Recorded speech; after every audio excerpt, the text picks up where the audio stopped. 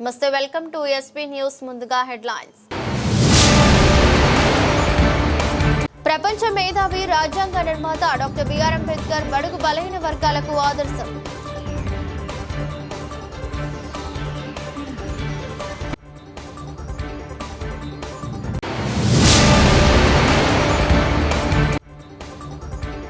జే పంగులూరు మండలం బాపట్ల జిల్లా వారి ఆధ్వర్యంలో శ్రీ విశ్వకర్మ భగవానుని జయంతి మహోత్సవాలు.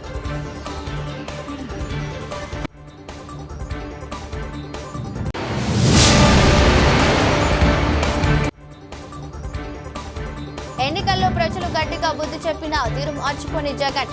టీడీపీ రాజంపేట పార్లమెంటరీ అధికార ప్రతినిధి ఆర్జే వెంకటేష్ విమర్శలు.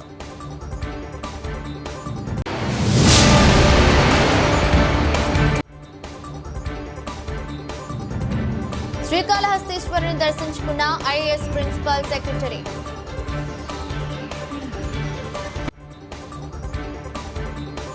దేవరకొండ పట్టణంలోని కిల్లా బజార్ శ్రీ ఆంజనేయ స్వామి దేవాలయంలో లయన్స్ క్లబ్ ఆఫ్ మిత్ర దేవరకొండ ఆధ్వర్యంలో బీపీ షుగర్ కంటి వైద్య శిబిరాన్ని సోమవారం నిర్వహించారు.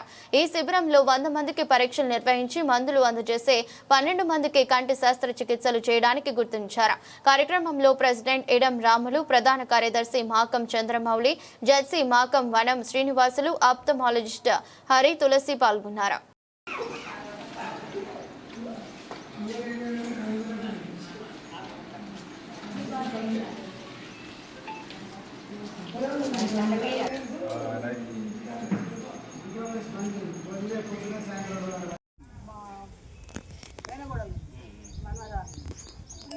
చెప్తుంది అమ్మకి ఇట్లా అంటారు అంటే ఆ పిల్ల మరి సౌక్ చేయించుకుంటుంది.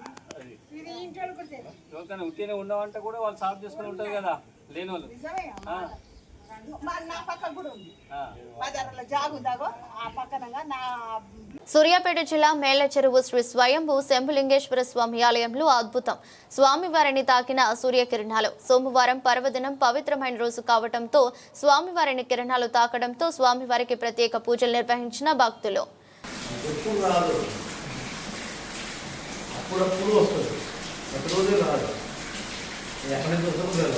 అదే నిరాకి ప్రతిరోజు వస్తే తగ్గింది అనుకుంటాము.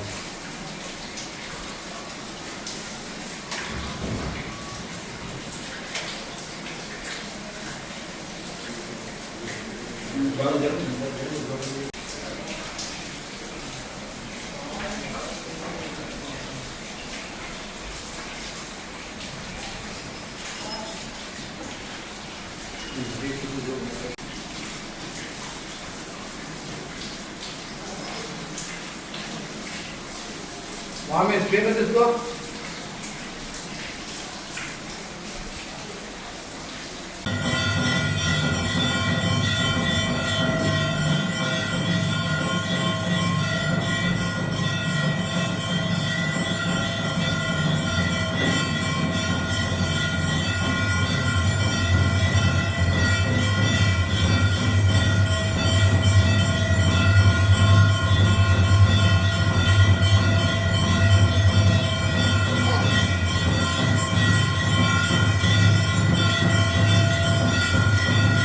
మేడ్చల్ జిల్లా గట్కేసర్ మున్సిపాలిటీలో రైతు రుణమాఫీ సాధన సమితి ఆధ్వర్యంలో చేస్తున్న రిలే నిరాహార దీక్షకు సంఘీభావం తెలిపిన మాజీ మంత్రి మేడ్చల్ ఎమ్మెల్యే చామకూర మల్లారెడ్డి.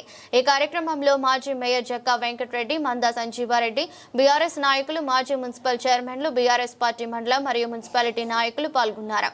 కాంగ్రెస్ పార్టీ వచ్చి 22 నెలలు గడుస్తున్న గట్కేసర్ ఉమ్మడి మండల రైతులకు ఇప్పటి వరకు రైతు రుణమాఫీ చేయడంలో విఫలమైందని మాజీ మంత్రి మల్లారెడ్డి మండిపడ్డారు. కాంగ్రెస్ ప్రభుత్వం వచ్చి రాష్ట్రం మొత్తం కల్లోలం చేస్తుందని మల్లారెడ్డి అన్నారు. గత బీఆర్ఎస్ ప్రభుత్వం 10 ఏళ్లు పాలించి కేసీఆర్ తెలంగాణ రాష్ట్రాన్ని అన్నపూర్ణ రాష్ట్రంగా తీర్చిదిద్దారని 22 నెలల నుండి గట్కేసర్ ఉమ్మడి మండలం రైతులు 1189 మంది రైతులు అధికారుల చుట్టూ తిరిగినా మంత్రుల దగ్గరకు వెళ్లినా పట్టించుకోవటం లేదని అన్నారు. చదువుకున్న విద్యార్థుల ఫీజు రియంబర్స్మెంట్ ఇవ్వడంలో కూడా కాంగ్రెస్ ప్రభుత్వం విఫలమైందన్నారు. గట్కేసర్ మండల రైతుల రుణమాఫీ మరియు విద్యార్థుల ఫీజు రియంబర్స్మెంట్ వెంటనే ఇవ్వాలని మల్లారెడ్డి డిమాండ్ చేశారు. అందరు కాలేజీలో రాత్రి 12:30 కూడా చర్చలు జరిపి ఇవాళ మళ్ళీ చెప్తామన్నారు. కాలేజీలకు కూడా బంద్ అవుతున్నాయి. ఆ కాలేజీలు బంద్ అయితే ఎవరికి నష్టం?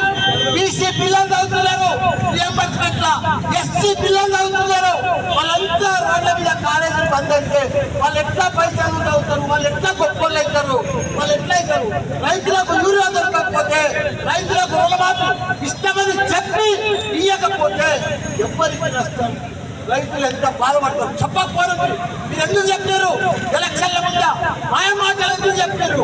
ఓట్ల కోసం మాయ మాటలు చెప్పి దోచుకొని ఓట్లు వేసుకొని ఇలా రైతులను మోసం చేస్తున్నారు. ప్రజలంతా కూడా అల్ల కల్లోలం, మంచి వర్షాలు పడుతున్నాయి, మంచి పంటలు పడుతున్నాయి, రైతులకు ఇమీడియట్ గా 6 రోజులు చదివి రైతు రోడ్డు మీద ధర్నా చేస్తే ఒక్క కాంగ్రెస్ నాయకులను వచ్చి ఇక్కడ ఇప్పిస్తా చేస్తా అని ఏదన్నా వేయాలి కదా, చేస్తున్నారు. తప్పకుండా నేను సీఎం అపాయింట్మెంట్ కోరుతా, తప్పకుండా సీఎం గారికి కోరుతా. నా బాధ్యత నేను ఎమ్మెల్యేగా ఉంది, తప్పకుండా రుణమాఫీ ఇచ్చేదాకా ఈ ఎంబడన్నీ కూడా నేను ఉంటాను కూడా. అంతకుముందు గత 10 ఏళ్ళు మన టీఆర్ఎస్ రైతులకు యూరియా సమయానికి అందించాలని డిమాండ్ చేస్తూ లక్షెట్టిపేట పట్టణ మరియు మండల బీఆర్ఎస్ పార్టీ ఆధ్వర్యంలో రైతులతో కలిసి లక్షెట్టిపేట పట్టణంలోని ఊత్కూరు చౌరస్తా వద్ద జాతీయ రహదారిపై సోమవారం రాస్తారోకో నిర్వహించారు. యూరియా కొరతతో రైతులకు తీవ్ర ఇబ్బందులకు గురవుతున్నారని, ఇక్కడి ఎమ్మెల్యే మొన్న వీడియో కాన్ఫరెన్స్ నిర్వహించి యూరియా కొరత లేకుండా చేస్తామని చెప్పి అందించకుండా మాట తప్పారని అన్నారు. ప్రభుత్వం తక్షణమే స్పందించి యూరియాను అందించాలని మంచిర్యాల మాజీ ఎమ్మెల్యే నడిపల్లి దివాకర్ రావు కోరారు. అనంతరం ఊత్కూరు చౌరస్తా నుండి తహసీల్దార్ కార్యాలయం వరకు ర్యాలీ నిర్వహించి తహసీల్దార్ దిలీప్ కుమార్ ను వినతి పత్రం అందజేశారు. కార్యక్రమంలో లక్షెట్టిపేట పట్టణ మరియు మండల నాయకులు కార్యకర్తలు పాల్గొన్నారు. కేసీఆర్ పాలనలో ఏ ఒక్కనాడు కూడా ఏ ఒక్క రైతు ఒక అర సెకండ్ కూడా ఎరువు బస్తాల కోసం ఆలస్యం చేయలేదు, నిలబడలేదు. ఏనాడైతే ఈ రాష్ట్రంలో కాంగ్రెస్ ప్రభుత్వం ఏర్పడ్డదో పూర్తిగా విఫలమైంది. యూరియా సరఫరాలో తెలంగాణ ప్రభుత్వము, కాంగ్రెస్ పార్టీ విఫలమైంది. ఒక రకంగా నిర్లక్ష్యం వైఖరి. కేంద్రమేమో సరిపడు కేంద్ర ప్రభుత్వం, బీజేపీ ప్రభుత్వం సరిపడు ఎరువులు ఇవ్వడం లేదు, వీళ్ళకేమో ప్లాన్ చేయడం లేదు. ఈ ఇద్దరి బీజేపీ కాంగ్రెస్ వారిద్దరి నాటకాల వల్ల ఈ తెలంగాణ గడ్డ మీద 1,30,00,000 ఎకరాలకు ఏదైతే యూరియా సరఫరాలో పూర్తిగా విఫలమైంది. అందులో ముఖ్యంగా ఈరోజు మన దగ్గరనే రామగుండం ఉంది, అదే నామాత్రం రాస్తుంది. కేంద్ర ప్రభుత్వం పెద్ద ఎత్తున నిధులు పెట్టి దాన్ని పూర్తి స్థాయిలో రిపేర్ చేసి ఇక్కడ కూడా ఎరువులు సరఫరా చేయొచ్చు, విదేశాల నుంచి ఎరువు తేవచ్చు. కేంద్రం పూర్తిగా నిర్లక్ష్యం. ఈ రాష్ట్ర ప్రభుత్వం అయితే బద్వేల్ మున్సిపాలిటీ పరిధిలోని 18వ వార్డు పూచలపల్లి సుందరయ్య నగర్ ప్రజలు పిఎస్ నగర్ లో కనీస మౌలిక సౌకర్యాలు కల్పించాలని భారత కమ్యూనిస్టు పార్టీ సిపిఎం బద్వేలు పట్టణ కమిటీ ఆధ్వర్యంలో గోపవరం మండలం సిద్దమ్మ పేరంటాల నుండి గోపవరం ఎంఆర్ఓ ఆఫీస్ వరకు ప్రదర్శనగా వెళ్లి ధర్నా నిర్వహించారు. సిపిఎం జిల్లా కార్యదర్శి ధర్నా ఉద్దేశించి మాట్లాడుతూ భారతదేశ మొదటి ప్రతిపక్ష నాయకులు కమ్యూనిస్టు గాంధీగా పిలువబడ్డ కామ్రేడ్ పూచలపల్లి సుందరయ్య పేరుతో 2001 డిసెంబర్లో భూ పోరాటం నిర్వహించారు. సిపిఎం నాయకులు కార్యకర్తలు 18 రోజులు సెంట్రల్ జైలు జీవితం అనుభవిస్తే 3,600 కుటుంబాలకు ఇళ్ల స్థలాలు పంపిణీ జరిగిందని, నాటికి ఆ భూమిలో ఉన్న భూ కబ్జాదారుల నకిలీ పట్టాలన్నింటినీ తరువాత కాలంలో రెవెన్యూ అధికారులు రద్దు చేశారన్నారు. అధికారులు నివాసమున్న ప్రతి కుటుంబానికి ఇంటి పట్టాలు, నివాసమున్న ప్రతి కుటుంబానికి ఇంటి పట్టాలు, నివాసమున్న ప్రతి కుటుంబానికి ఇంటి పట్టాలు. సిపిఎం పేదల ఐక్యత పట్టాలు, సంసారం ఉన్న ప్రతి కుటుంబానికి ఇంటి పట్టాలు, మా ఇళ్ళకి ఇళ్ళ పట్టాలు, అక్షజీవుల ఐక్యత. పేదల కాలనీలకు ఉచిత కరెంటు, పేదల కాలనీలకు ఉచిత కరెంటు, పేదల కాలనీలకు ఉచిత కరెంటు, పేదల కాలనీలకు ఉచిత కరెంటు. మాకు సిమెంట్ రోడ్లు, మాకు సిమెంట్ రోడ్లు, మాకు మాకు వీధి దీపాలు, మాకు వీధి దీపాలు, మాకు వీధి దీపాలు, మాకు ప్రాథమిక వైద్య కేంద్రాలు, మాకు ప్రాథమిక వైద్య కేంద్రాలు, మాకు ప్రాథమిక వైద్య కేంద్రాలు, మాకు అంగన్వాడీ సెంటర్లు, మాకు అంగన్వాడీ సెంటర్లు, మాకు అంగన్వాడీ సెంటర్లు, మాకు శ్మశాన వాటికలు, మాకు శ్మశాన వాటికలు, మాకు శ్మశాన వాటికలు. ఈరోజు బద్వేల్ నియోజకవర్గం గోపారం మండలం పరిధిలో ఉన్నటువంటి బద్వేల్ మున్సిపాలిటీ సుందరయ్య కాలనీ ప్రజలు గోపారం ఎంఆర్ఓ కార్యాలయం ముందు ఈ ధర్నా నిరసన కార్యక్రమం జరుగుతూ ఉంది. ఈ ధర్నా యొక్క ప్రధానమైనటువంటి డిమాండ్లు ఏమిటంటే 2002లో నుండి 2025 వరకు 21 సంవత్సరాలుగా సంసారాలు చేస్తూ అక్కడే బిడ్డ పాపలను కని పెళ్ళిళ్ళు పేరెంటాలు చేసుకుంటూ ఉన్నటువంటి ప్రజలకు ఇప్పటి వరకు ఇంటి పట్టాలు ఇవ్వలేదు, పక్కా బిల్డింగులు ఇవ్వలేదు, కనీస మౌలిక సౌకర్యాలైనటువంటి మంచినీరు, కరెంటు, అంగన్వాడీ సెంటర్లు, హెల్త్ సెంటర్లు ఇటువంటి ఏవి కూడా ఏర్పాటు చేయకుండా నిర్లక్ష్యం చేస్తున్నటువంటి పరిస్థితి కనపడతా ఉంది. దానికి నిరసగా ఈరోజు ధర్నా నిర్వహిస్తూ ఉన్నారు. మేము అడుగుతా ఉన్నాం, భారత రాజ్యాంగంతో ఆమోదించబడినటువంటి ట్రాన్స్ఫర్ ఆఫ్ ప్రాపర్టీ యాక్ట్ ప్రకారం 12 సంవత్సరాలు ఎవరైనా నివాసం ఉంటే ప్రభుత్వ భూమిలో వాళ్ళకు పట్టా ఇచ్చి పక్కా బిల్డింగ్లు ఇచ్చి వాళ్ళకు మౌలిక సౌకర్యాలు కల్పించాలని చెప్పి చట్టం చెప్తా ఉంది. మరి ఈ చట్టాన్ని ఎందుకు? కాంగ్రెస్ ప్రభుత్వం ఎన్నికల మేనిఫెస్టోలో హామీ ఇచ్చిన ప్రకారం వికలాంగులకు 6,000 మరియు చేయుత పెన్షన్దారులకు 4,000 వెంటనే పెన్షన్ పెంచాలని జయశంకర్ భూపాలపల్లి జిల్లా ఇన్ఛార్జి మడిపల్లి శ్యాంబాబు మాదిగా డిమాండ్ చేశారు. ఈ ధర్నా ఎంఆర్పీఎస్ ఎంఎస్పీ రేకుండ మండల ఇన్ఛార్జి దోర్నాల రాజేందర్ మాదిగా ఆధ్వర్యంలో ఎంఆర్ఓ ముట్టడి నిర్వహించగా కార్యక్రమానికి ముఖ్య అతిథిగా ఎంఆర్పీఎస్ ఎంఎస్పీ విహెచ్పీఎస్ జయశంకర్ భూపాలపల్లి జిల్లా ఇన్ఛార్జి మడిపల్లి శ్యాంబాబు హాజరై మాట్లాడుతూ వికలాంగులకు మరియు వృద్ధులకు, వితంతువులకు, ఒంటరి మహిళలకు, చేనేత కార్మికులకు, బీడీ గీత కార్మికులకు మరియు కండరాల క్షీణత 15,000 పెన్షన్ పెంచాలని డిమాండ్ చేశారు. సక్సెస్ కావాలని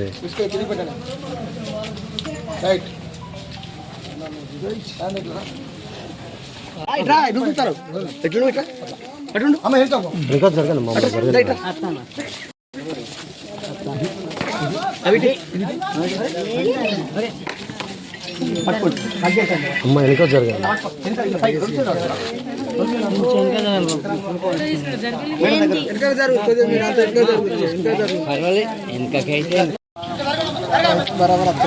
ఇప్పుడు బరాబర్ వస్తుంది, వెడల్పు జరగాలి.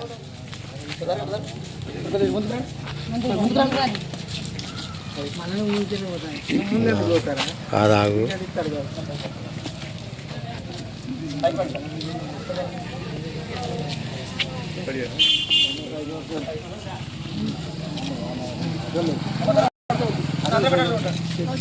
పైన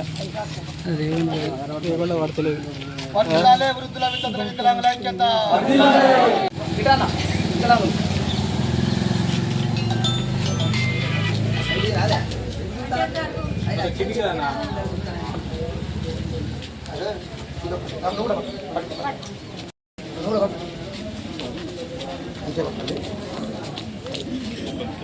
ఫోటో ఇట్లా తీసుకుందాం. వర్ధిల్లాలే వృద్ధుల వితంతుల ఐక్యత. మంచిర్యాల జిల్లా చెన్నూరు ప్రెస్ క్లబ్ లో Telangana political BC JAC Mancherial జిల్లా ఇన్ఛార్జి మహేశ్వరం ఆధ్వర్యంలో మల్లన్న ఆశయ సాధనకై పనిచేసేందుకు రానున్న రోజుల్లో మన పార్టీ జెండాను ఎత్తుకునేందుకు బీసీ బహుజనులు ముందుకు రావాలని పిలుపునిచ్చారు. మహేశ్వరం మాట్లాడుతూ ఈ నెల 17వ తేదీన తీన్మార్ మల్లన్న సారథ్యంలో ప్రకటించనున్న బీసీల పార్టీలో పనిచేసేందుకు సిద్ధంగా ఉన్నారని, మన రాజకీయ వాటా హక్కులను విద్య, వైద్యం, సత్వర న్యాయం ప్రజలకు అందే విధంగా పనిచేసేందుకు బీసీ పార్టీ జెండాను ఎత్తుకునేందుకు ప్రజలు సిద్ధమవుతున్నారని అన్నారు. కార్యక్రమంలో తెలంగాణ పొలిటికల్ బీసీ జేఏసీ జిల్లా నాయకులు పాకాల దినకర్, దాస్యపు దీపక్ కుమార్, పడాల శివతేజ, కోటపల్లి మండలం ఇన్ఛార్జి నామిని రాజన్న, చెన్నూరు మండలం ఇన్ఛార్జి ఠాకూర్ సుశీల్ కుమార్, మున్నూరు కాపు సంఘం నాయకులు సాట్ల శ్రీధర్ పాల్గొన్నారు. బీసీ వాదం బలపడుతుంది అంటే దానికి ప్రధాన కారణం తీన్మార్ మల్లన్న అని చెప్పుకోవచ్చు. అయితే ఈ బీసీ వాదం బలపడి బీసీలు అంతా చైతన్యమై ముందుకు సాగుతున్న క్రమంలో మనకంటూ ఒక పార్టీ ఉండాలని చెప్పేసి బీసీల పార్టీ కావాలని మన బహుజనుల రాజ్యాధికారం, బీసీ రాజ్యాధికారం సాధించుకోవాలి అంటే మనకంటూ ప్రత్యేకమైన ఎజెండా తోటి రానున్నటువంటి 17వ తారీఖు రోజున, బుధవారం రోజున హైదరాబాద్ తాజ్ కృష్ణాలో మన పార్టీ ఆవిర్భవించబోతా ఉంది. కావున ప్రతి ఒక్కరు కూడా మంచిర్యాల జిల్లా వ్యాప్తంగా, అలాగే ఈ చెన్నూరు నియోజకవర్గంలో ఉన్నటువంటి బహుజనులు, బీసీ వర్గాలు అన్ని కూడా ఆ కార్యక్రమానికి హాజరై విజయవంతం చేయాలని చెప్పేసి కూడా ఈ సందర్భంగా మేము పిలుపునిస్తా ఉన్నాం. అయితే గతంలో ఉన్నటువంటి ప్రధాన పార్టీలు ఏవైతే ఉన్నాయో బీసీలను ఏ విధంగా అడగదొక్కుతున్నాయి, అన్ని రంగాల్లో కూడా బీసీలకు అన్యాయం చేస్తూ ఈరోజు కళ్ళబొల్లి మాటలు చెప్పుకుంటూ ముందుకు సాగుతావు. కేవలం ఎన్నికల్లో గెలిపే లక్ష్యంగా ముందుకు పోతున్నాయి తప్ప బీసీల మీద ప్రేమ మాత్రం ఏమాత్రం కూడా వారికి లేదు. అది తీన్మార్ మల్లన్న గారి ప్రతిరోజు కూడా స్పష్టంగా వివరిస్తూ ఈరోజు ప్రజలను చైతన్యం చేసి ముందుకు నడిపిస్తా ఉన్నారు. అయితే మనమంటూ ఒక నినాదంతో ముందుకు సాగే క్రమంలో మన పార్టీని మనం ముందుకు నడిపించే విధంగా పరాయి పార్టీ జెండాలను పక్కన పెట్టి మన బీసీ జెండాను ఎగరేద్దామనే నినాదంతో ఈ రోజు బీసీలను చైతన్యం చేస్తూ ప్రతి గ్రామ స్థాయి నుండి కూడా మనం ఈ కార్యక్రమాన్ని మొదలు పెట్టబోతా ఉన్నాం. సో ప్రతి ఒక్కరు కూడా మన పార్టీని, మన జెండాను ఎత్తుకునేందుకు సిద్ధమై ముందుకు రావాలని చెప్పేసి కూడా దానికోసమై 17వ తారీఖు రోజు జరగనున్నటువంటి ఈ పార్టీ ఆవిర్భావ సభ ఏదైతే ఉందో దానికి పాల్గొని విజయవంతం చేయాలని చెప్పేసి కూడా ఈ చెన్నూరు నియోజకవర్గం వ్యాప్తంగా ఉన్నటువంటి బీసీ ప్రజలకు, అలాగే బహుజన మేధావులందరికీ కూడా మేము పిలుపునిస్తా ఉన్నాం. జై తిన్మార్ మల్లన్న, జై తిన్మార్ మల్లన్న, బీసీల ఐక్యత, బీసీల ఐక్యత, బహుజనుల ఐక్యత, బహుజనుల ఐక్యత, జై బీసీ. కంటి మీద కొనుక్కు లేకుండా చేస్తున్న చిరుత ఏటకేలకు బోన్లో చిక్కింది. జిల్లా కేంద్రంలోని వీరన్నపేట అటవీ శివారు ప్రాంతంలో ఓ చిరుత 3 నెలల క్రితం కనిపించడంతో స్థానికులు పోలీసులకు, ఫారెస్ట్ అధికారులకు సమాచారం అందించారు. దీంతో ఫారెస్ట్ అధికారులు అటవీ ప్రాంతంలో 4 బోన్లను సీసీ కెమెరాలు ఏర్పాటు చేసి చిరుత జాడ కోసం జల్లెడ పెట్టారు. అప్పుడప్పుడు కనిపిస్తూ ప్రజలను, స్థానికులను భయాందోళనకు గురి చేసిన చిరుత ఎట్టకేలకు బోన్లో చిక్కడంతో అటు అధికారులు, ఇటు స్థానిక కాలనీ వాసులు ఆనందం వ్యక్తం చేస్తున్నారు.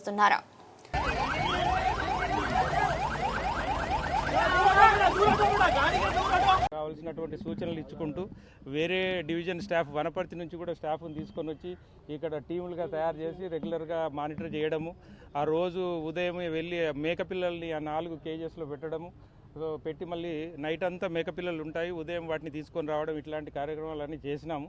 సో ఇన్ని రోజులు మేబీ మనం మొన్న కూడా నేను చెప్పాను, దానికి ఆహారం దొరుకుతుంది అక్కడ ఆ డంప్ యార్డ్ దగ్గర కుక్కలు ఉండడము, తర్వాత ఆ గుట్ట మీద కూడా వైల్డ్ బోర్డ్స్, అవి అడవి పందులు, ఇట్లాంటివి మంచి ఆహారం, దానికి ఆహారం దొరుకుతుంది కాబట్టి అక్కడనే ఉండి అక్కడనే వెళ్ళి రావడం ఇట్లాంటివి చూసినాం మనం.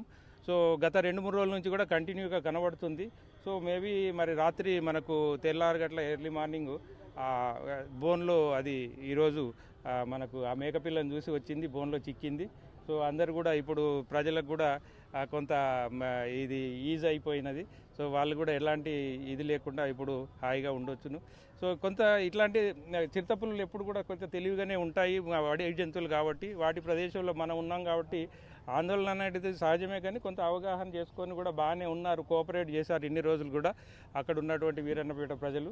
సో వాళ్ళు కోఆపరేషను, మన ఎఫర్ట్స్ అన్నీ కూడా ఫలించి ఈరోజు చిరుతపులి మనకు చిక్కింది. దీన్ని ఇప్పుడు కొంత ట్రీట్మెంట్ చేయాల్సిన అవసరం ఉంటుంది కాబట్టి జూ పార్కుకు పంపించాము, హైదరాబాద్ జూ పార్కుకు. అక్కడ కొంత ట్రీట్మెంట్ చేసి మళ్ళీ దగ్గరలో ఉన్నటువంటి అడవిలోకి దాన్ని రిలీజ్ చేస్తారు.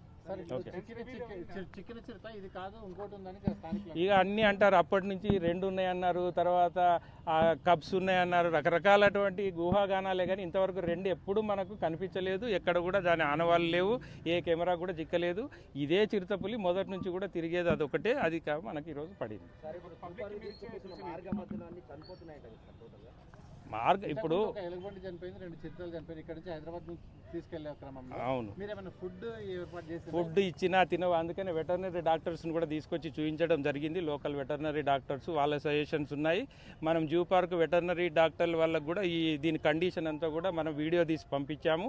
అది మామూలు ఇంజ్యూరీస్ అంటే దానికి కొట్టుకుంటుంది, మరి వైల్డ్ లైఫ్ కాబట్టి ఒకసారి బంధించినప్పుడు ఫెరోషియస్గా కొట్టుకోవడం జరుగుతుంది ఒక్కోసారి. అందుకని ఈ జనాలు కూడా 1000-2000 మంది ఉండి ఆ గొడవ చేస్తే దాంట్లో కొంత ఇది స్ట్రెయిన్కి అయ్యి ఒక్కొక్కసారి అట్లాంటి సంఘటనలు ఏమైనా జరిగి ఉండొచ్చు. కానీ ఇప్పుడు డాక్టర్స్ చెప్పిన ప్రకారం అయితే అది బాగానే ఉంది.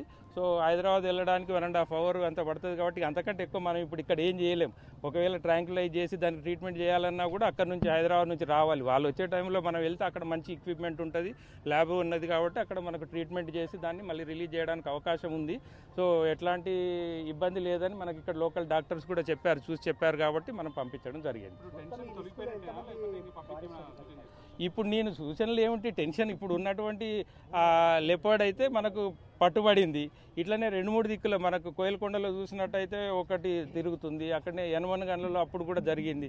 సో చిరుతపుళ్ళు మన అడవిలో ఉన్నాయి. అడవికి దగ్గరలో ఉన్న ప్రజలందరూ కూడా అప్రమత్తంగా ఉండాల్సింది ఎక్కడున్నా కూడా. సో ఇట్లాంటిది వచ్చినప్పుడు ఆందోళన చెందుతూ కొంత సమయం పాటించినట్టయితే మనకు ఇట్లా బోన్లు ఏర్పాటు చేసి ఇది పట్టడం, ఇది ఒకటే మార్గం, వేరే మార్గాలు లేవు. పైనుంచి వలలేసి పట్టాలి, ఇట్లాంటిదంతా కూడా ఇబ్బందికరమైన ఫారెస్ట్ ఏరియాలో.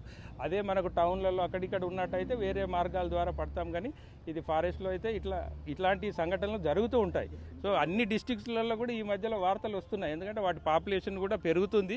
మన దగ్గర కూడా మంచి అడవి విస్తీర్ణం అభివృద్ధి చెందుతుంది కాబట్టి వాటి పాపులేషన్ పెరిగింది. సో ఇట్లాంటి doctor M Hari Jawahar Lal IAS principal secretary దేవాదాయ శాఖ శ్రీకాళహస్తీశ్వర స్వామివారి దర్శనానికి విచ్చేసి ఉన్నారు. ఆలయ కార్యనిర్వహణాధికారి టి బాపిరెడ్డి వారిని సాదరంగా ఆహ్వానించి వారికి అంతరాలయ దర్శనం, వేద పండితుల దగ్గర ఆశీర్వచనం ఏర్పాటు చేయడమైంది. ప్రిన్సిపల్ సెక్రటరీకి ఆలయంలో క్యూ లైన్లు, భక్తులతో ముఖాముఖి మరియు లడ్డు ప్రసాదం పోటును పరిశీలించి పలు సూచనలు సూచించారు.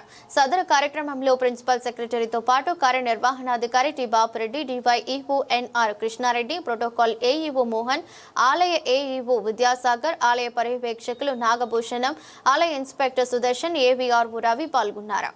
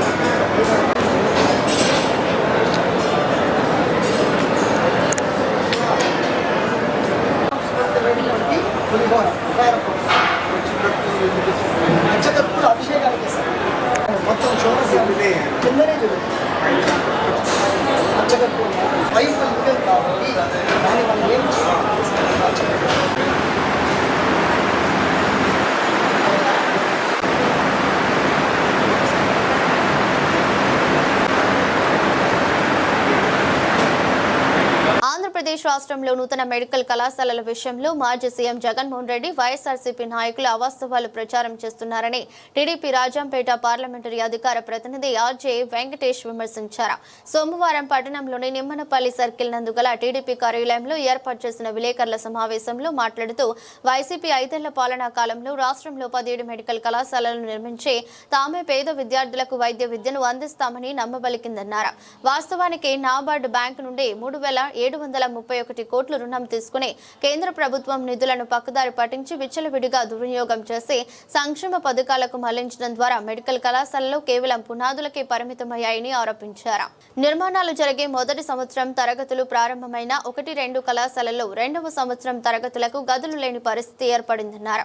ప్రస్తుతం కూటమి ప్రభుత్వం P4 విధానం ద్వారా 10 మెడికల్ కళాశాల నిర్మాణానికి ఆమోదం తెలిపిందన్నారు. నిధుల కొరతను అధిగమించి మెడికల్ కళాశాలలను సకాలంలో పూర్తి చేయడానికి P4 విధానానికి శ్రీకారం చుట్టడం జరిగిందన్నారు. మార్చి 21, 2021న అప్పటి ముఖ్యమంత్రి వైఎస్ జగన్మోహన్ రెడ్డి 2023 డిసెంబర్ నాటికి అన్ని మెడికల్ కళాశాలలను పూర్తి చేస్తామని పత్రికాముఖంగా తెలియజేశారని గుర్తు చేశారు. ఆ మీడియా సమావేశానికి సంబంధించిన వీడియోను ఆర్జే వెంకటేష్ స్పష్టం చూపించి వైసీపీ నాయకుల సందేహాలను నివృత్తి చేశాడు. వైసీపీ ప్రభుత్వ హయాంలో మెడికల్ కళాశాలలో పూర్తి అయి ఉంటే ఈ పరిస్థితి ఉండేది కాదన్నారు. P4 విధానంతో రిజర్వేషన్లకు ఎటువంటి ఇబ్బంది ఉండదన్నారు. ఓపీ విధానమంతా ప్రభుత్వ అజమాయిషీలోనే ఉంటుందన్నారు. P4 విధానంలో వైద్య సేవలు మెరుగవుతాయని, వైద్య కళాశాలలో నిర్మాణం త్వరగా పూర్తవుతుందని స్పష్టం చేశారు. వైసీపీ నాయకులు, ప్రజా సంఘాల నాయకులు ఎప్పటికైనా వాస్తవాలు గ్రహించి P4 విధానంపై తప్పుడు ప్రచారాలు మానుకోవాలని హితవు పలికారు.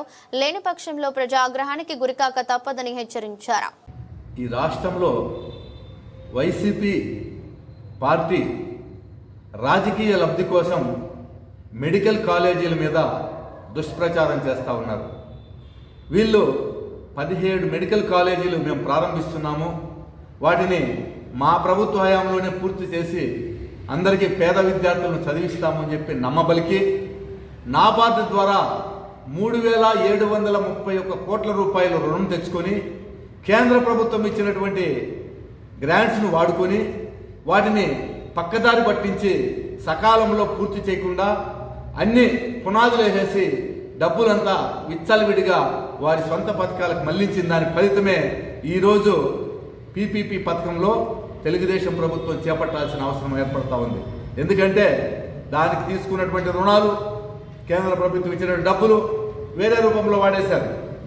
ఇప్పుడు డబ్బులు కావాలంటే మధ్యలో ఆగిపోయాయన్నీ. ప్రారంభించినటువంటి 1-2 చోట్ల కూడా మొదటి తరగతి ప్రారంభించిన తర్వాత 2వ సెమిస్టర్కి బిల్డింగ్స్ లేకుండా పోయినటువంటి పరిస్థితి. ఈ పరిస్థితుల్లో ఇవి ఆగిపోకుండా ఉండడానికి నిధుల కొరత ఏర్పడిన దానివల్ల PPP మోడల్లో ప్రభుత్వం తీసుకొని వాటిని ఏ విధంగా అయినా సరే ముందుకు సాగించాలా, ఈ మెడికల్ కాలేజీలన్నింటినీ కూడా పూర్తి చేయాలని కూటమి ప్రభుత్వం సంకల్పించింది. మరి ఆనాడు జగన్మోహన్ రెడ్డి చెప్పాడు, నేను మార్చి 31, 2021 నాడు మాట్లాడుతూ ప్రెస్ మీట్లో చెప్పాడు ఆయన 23 నాటికి అన్ని మెడికల్ కాలేజీలు పూర్తి చేస్తానని చెప్పాడు. మరి ఎందుకు నువ్వు పూర్తి చేయలేకపోయావు? నీవు పూర్తి చేసి ఉంటే ఈరోజు ఈ సమస్య ఉండేది కాదు కదా. నీ తప్పుకు ఈరోజు మేము అనుభవిస్తున్నాం. నువ్వు చేసిన తప్పుకు ఈరోజు తప్పు నువ్వే చేస్తున్నావు, తిరిగి మా మీద విమర్శలు చేస్తున్నావు. ఆ రోజు వార్తలు ముగించే ముందు మరోసారి హెడ్లైన్స్. ప్రపంచ మేధావి, రాజ్యాంగ నిర్మాత డాక్టర్ బిఆర్ అంబేద్కర్ బడుగు బలహీన వర్గాలకు ఆదర్శం.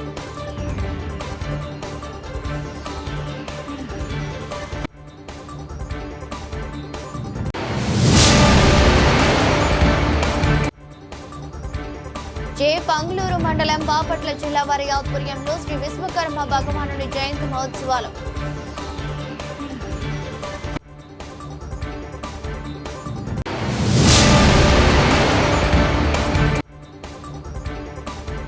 ఎన్నికల్లో ప్రజలు గట్టిగా బుద్ధి చెప్పినా తీరు మార్చుకొని జగన్. టీడీపీ రాజంపేట పార్లమెంటరీ అధికార ప్రతినిధి ఆర్జే వెంకటేష్ విమర్శలు.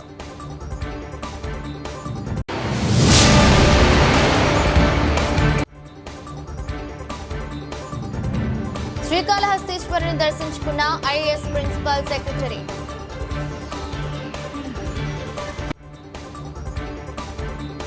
ఇదరొస్తు బులెటిన్ మరో బులెటిన్లో మళ్ళీ కలుద్దాం. అంతవరకు సెలవు. నమస్కారం.